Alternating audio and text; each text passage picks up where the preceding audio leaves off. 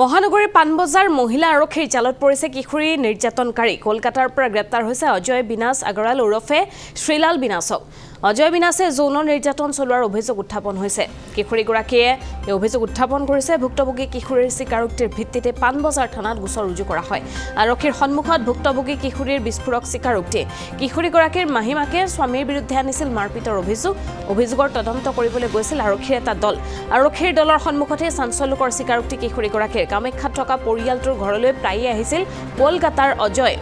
ঘৰত কোনো নথকাৰ সুযোগ লৈ কিশোৰীগৰাকীক প্ৰায়ে যৌন নিৰ্যাতন চলাইছিল অজয়ে পত্নীক মাৰপিট কৰাৰ অভিযোগত ইতিমধ্যে আৰক্ষীয়ে গ্ৰেপ্তাৰ কৰিছে স্বামীক কিশোৰীগৰাকীক যৌন নিৰ্যাতন চলোৱাৰ অভিযোগত গ্ৰেপ্তাৰ কৰা হৈছে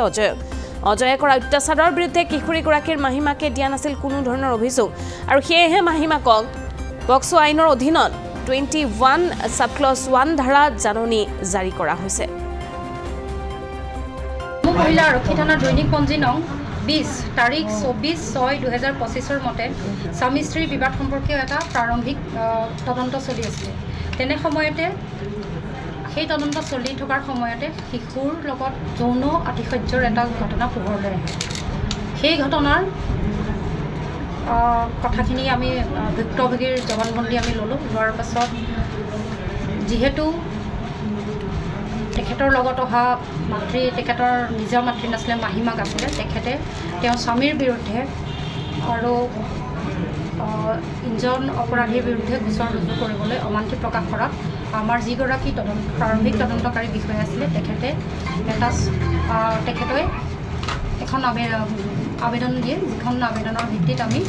এটা গোচৰ ৰুজু কৰোঁ নিজাববীয়া গোচৰ নম্বৰ হৈছে সমূহ মহিলা আৰক্ষী থানা গোচৰ নম্বৰ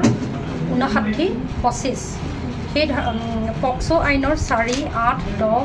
21, 2 আৰু JJ এক্টৰ 75 ধাৰাত ৰুজু কৰা হয় গোচৰটো ভুক্তভোগীৰ জবানবন্দীৰ ভিত্তিতে এজন পদকীয়াক আমি গ্ৰেপ্তাৰ কৰিলোঁ সেই পদকীয়াজনৰ সহায়ত ইজন পদকীয়াক আমি কলিকতাৰ পৰা কৰায়ত্ব কৰিবলৈ সক্ষম হৈছিল যেহেতু মাহিমাকগৰাকীয়ে ঘটনাটোৰ বিষয়ে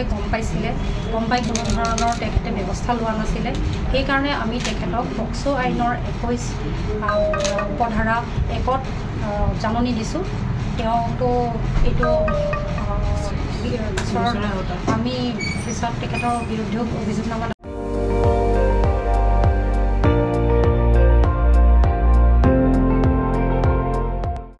আপুনি চাই আছে ND24